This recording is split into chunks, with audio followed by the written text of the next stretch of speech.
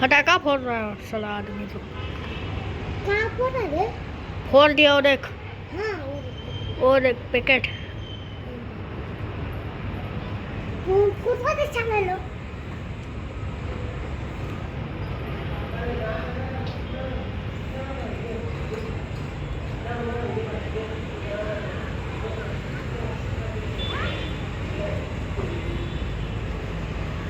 दिवाली का इन लोगों के पास तो बचा हुआ है। ये एक पैकेट लेकर आएगा। अरे भाग कहाँ रही है? बात थोड़ी ना